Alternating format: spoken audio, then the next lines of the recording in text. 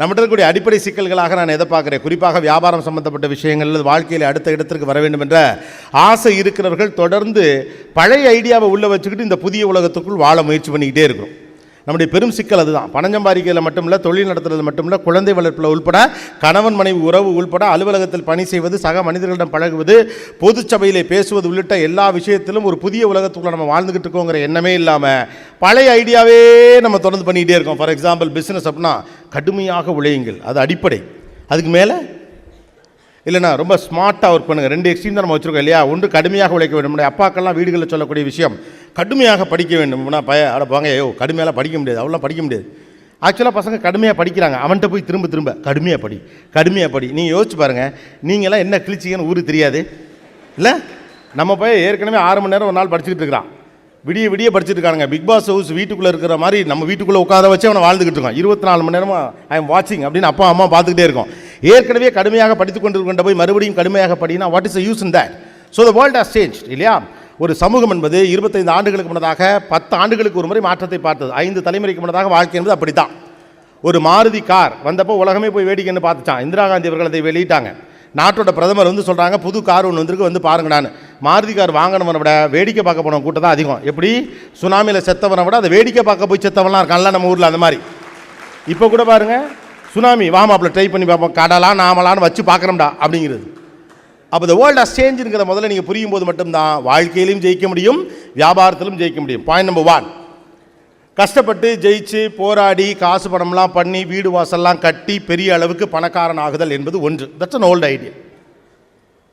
கஷ்டப்படணும், போராடணும், ஜெயிக்கணும், சம்பாதிக்கணும், சேமிக்கணும், வாயை கட்டணும், வயிற்ற கட்டணும், பக்கத்து வீட்டுக்காரன் வாயம் கட்டணும், பொண்டாட்டி வாயை வைத்தெல்லாம் கட்டிடணும், பிள்ளைகளுக்கு நல்லது கெட்டது வாங்கி கொடுக்கக்கூடாது, இருக்க காசு எல்லாத்தையும் பேங்க்கில் சேர்க்கணும், கஷ்டப்பட்டு ஏதோ ஒன்று பண்ணி பணக்காரன் ஆகணும். That's an old idea. What is the new idea then? It's very simple. If you want to become rich, be rich at your heart. That's the first stage that you need to carry. நீங்கள் வாழ்க்கையில் பணக்காரர் ஆக வேண்டும் என்று ஆசைப்பட்டால் முதலில் நீங்கள் மனதளவிலே பணக்காரன் ஆகணும். ஏன்னா ஒரு பணக்காரனால தான் பணக்காரனே ஆக முடியும். ரைட்டு தானே?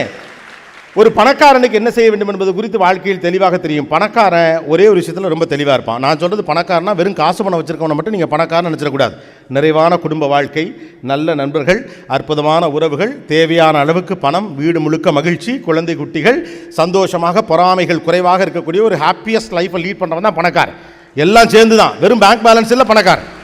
வெறும் பேங்க் பேலன்ஸை மட்டும் வச்சுக்கிட்டு ஒருத்தர் பணக்காரனாக இருக்க முடியாது. கடைசி வரைக்கும் பேங்க்கில் போய் அக்கௌண்ட் செக் பண்ணிகிட்டே இருப்பாங்க. எவனு எடுத்துட்டானா தெரியலையே, எவ்வளோ இருக்குன்னு தெரியலையே, ஏடிஎம் மிஷினில் காசை விட்டு வெளியில் எடுத்து என்ன குறைஞ்சிருச்சு, நீ எடுத்த காசு தானடா குறைஞ்சி, இருந்தாலும் குறையக்கூடாது, எடுக்க குறையாமல் இருக்கணும் அப்படின்னு. So if you want to be rich, the point number 1, you need to be rich at your heart. மனதளவில் எவன் பணக்காரனோ அவனுக்கு தான் வாழ்க்கையிலே பணக்காரன் ஆக முடியும். மனதளவில் ஏழ்மையாக இருக்கக்கூடிய ஒருவரால் கடைசி வரைக்கும் பணக்காரன் ஆகவே முடியாது என்பதுதான் புதிய சித்தாந்தம். ஏன்னா பணக்காரனாக இருக்கிறவனுக்கு நார்மலாக இருக்கிறவனுக்கும் ஒரு அடிப்படை வித்தியாசம் இருக்குது. மனதளவிலே பணக்காரனாக இருக்கவனுக்கு, இப்போ நம்ம சாதாரணமாக இருக்கிறோம், பணக்காரன் ஆகணும்னு ஆசைப்படுறோம்னா நம்முடைய ஸ்ட்ராட்டஜி என்னவாக இருக்கும், என்னவெல்லாம் செய்யலாம் அப்படின்னு இருக்கும் இல்லையா. நான் பணக்காரன் ஆவதற்கு என்ன செய்ய வேண்டும் அப்படின்னு நம்மகிட்ட ஒரு பயங்கரமான லிஸ்ட் இருக்கும். அதை வச்சு நீங்கள் ஒன்றுமே பண்ண முடியாது. ஏன்னா ஏற்கனவே எல்லாட்டும் இந்த லிஸ்ட் இருக்குது இல்லையா. அந்த லிஸ்ட் எல்லாத்தையுமே இருக்குது. ஒரு பணக்காரன் ஆவதற்கு என்ன அப்படின்னு புத்தகங்கள்லாம் கூட நிறையா இருக்குது. 10 நாளில் பணக்காரன் ஆவது எப்படி, 30 நாட்களில் ஹிந்தி படிப்பது எப்படி, 3 நாட்களில் தலைவனாவது எப்படி. புக்கு வித்தவனுக்கு கிடைக்கும், நமக்கு கிடைக்குமா?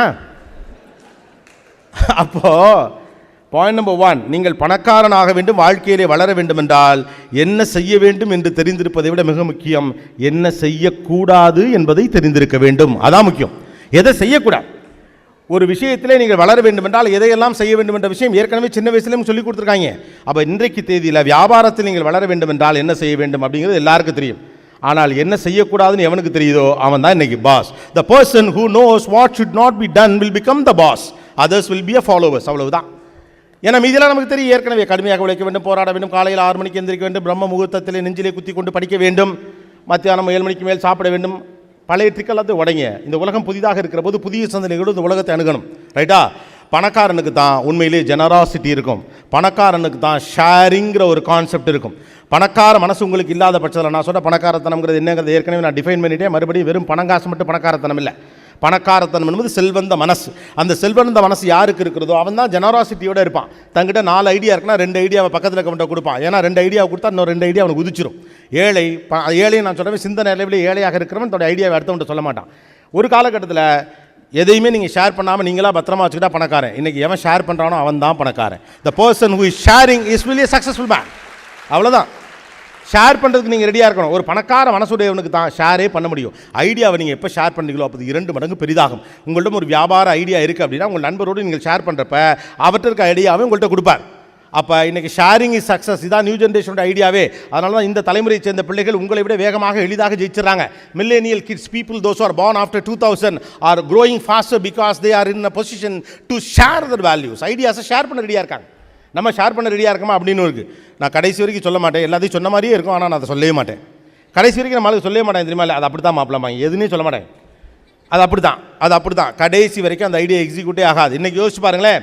இன்றைக்கி எப்படி நியூ ஜென்ரேஷனில் இருக்கக்கூடியவங்க நீங்களாமே அதை தான் அடாப்ட் பண்ணணும். இங்கே நிறைய பேர் அடாப்ட் பண்ணியிருக்கலாம். நான் ஒரு ஐடியா கொடுக்குறேன், நீ ஒரு ஐடியா கொடு. என் ஐடியாவை நீ யூஸ் பண்ணு, உன் ஐடியாவை நீ யூஸ் பண்ணுவா, 2 பேருமா சேர்ந்து ஜெயிப்போம். என்னைக்கு என்னுடைய அறிவை நான் ஷேர் பண்ண ரெடியாக இருக்கணும், அன்னைக்கு ஒருத்தன் என் கூட பணத்தை ஷேர் பண்ண ரெடியாக இருப்பான். அவ்வளவுதான். Sharing is success.